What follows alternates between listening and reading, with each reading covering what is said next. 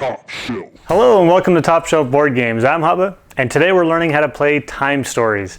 Time Stories is a role-playing game that takes on the set rules of the modern board game. In this, players take a receptacle, which represents a character in the world that we'll be visiting. The game is made up of runs, and each run is a complete game. Each run will end when either the mission has been completed or the mission has failed. Either way, let's get to the table and learn how to play. All right, we're going to start out by going over the base cards of the game and how some of the different cards work and some of the things that you'll be experiencing as you interact with the different cards. So here in the middle, this is the panoramic view of the base. This is where the players start out the game, and this is where you'll learn your mission, your objective, and the conditions for success and the conditions for failure. It'll tell you how much time your game will start with, and then it'll tell you ways that you can fail or succeed your mission. Usually if your time runs out, your mission will fail. You'll read the corresponding card. So for instance, if we failed because of the temporal units running out, we would read this mission failed card for the TU. If it was the second time we'd failed because of the TU, we would read this one. And then these other cards for failure, different conditions can have us read those. Or if the mission is a success, we can read the mission success card. Also over here, we have the item deck.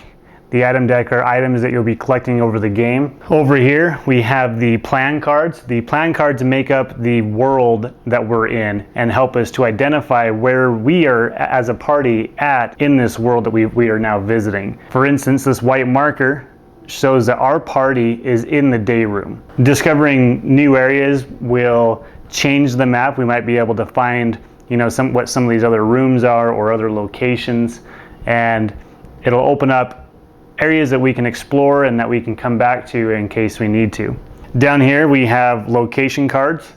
Anytime you move to a location, when you go to open that location, you'll find the corresponding deck of cards that correspond to the day room or the location that you're in. Where we're in the day room, we would find the day room deck. Down here, it shows us the cards that are in this deck. So we have A, B, C, D, E, and F cards in this deck. The cards will be laid out on the panoramic view in this order. So anytime we move to a location, we would place the location A in this space, and then we would lay out the panoramic view in order just like the base is laid out here. I'm not going to lay these cards out, mainly because I don't want to show too much of the game.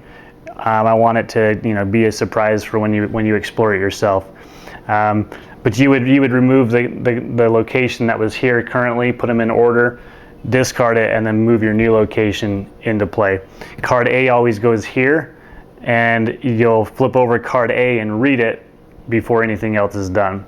It's important that you never look at the backside of these cards until somebody from your party goes to one of those areas of that location. Down here we have our players. Each player takes a character or a receptacle from this world and that to play during the course of the game. We have Ferdinand Munier. He's shell shock and he has different abilities. This number indicates how many dice you'll roll when you roll for that test. So he'd roll 3 for that fighting, 2 for that one. This is how much health he has, and this is how much resistance he has when taking damage. They also have special abilities on each of them. Over here, we have our icon reference. This indicates what the different icons mean. So for this green one, it's the deafness, agility. This one is glibness, and then we have combat strength. For the tokens, the brown tokens are going to be represented as bullets. The blue tokens will represent cocaine dose. And then down here, any agents that are on a card with a lock on it can't leave it until the test has been completed. So let's go over an overview of a run. Now for an overview of a run, so we're going to use the base as our example for how to interact with a location. So an overview of a run consists of opening and exploring a location and or changing from one location to another location. And you'll be doing these either of these phases back and forth until either you fail the mission or the mission is a success. The first phase, opening and exploring a location, you can only explore one location at a time. So for instance, we're in the day room and everybody has to go to the same location. As a group, you'll talk about where you want to go, if you want to stay in the day room or if you want to go to the promenade. You'll decide what you want to do. If you decide that you want to travel to another location, whoever is the first player or captain will take the time dice and roll that dice, and this will indicate how many temporal units that you spent traveling from to that location. You would then move your temporal location down that many spaces. If the location that you are on is written in red and you leave that location, you'll add 2 to whatever you rolled on the dice. So in this case, we'd actually move down 3 instead of just 1. Once you move that location, you'll find the cards that are associated with it and laid out with A, B, C, D, E, F, and G laid out in order. You'll be able to see the image of that location. With the location open, it's now time to explore. Each player is then going to decide where or which part of that location they want to explore. For instance, I could place my token there, and that means that I'm going to interact with this card during this turn. It's important to note some of them will have icons down here at the bottom. In order to actually go to this location, your party has to have discovered that token in order for somebody to place their token on that part of the location. If the party doesn't have this matching token, then nobody can go to this part of the location. There's different symbols that are on there. This one, all 4 party members or everybody in the party will have to place their tokens here, as well as have that icon. You might have to have multiple icons. Also, with cards that have a minus symbol on them, that means nobody can go to that location. Cards that have an exclamation point, at least one player has to place their token on that part of the location. Cards that have a garbage can symbol, that card will be discarded unless somebody places their pawn immediately on that spot of the location. Once everybody has chosen the spot that they want to explore, then the rest of the turn will follow in this sequence. The player will take the card that corresponds to put their token on, and they'll be able to take that card, flip it over, and look at it secretly. If there's multiple people on there, then everybody who's on that card will be able to view the card. Once everybody has looked at their card, everybody gets to deliberate and explain what they're experiencing on that card. You don't read the card, you just explain and paraphrase what is happening and what you're facing at that spot. Then you'll choose an action that you want to do. Once everybody has chosen an action that they want to do, the group will spend 1 time unit, and then everybody will be able to perform the action they chose.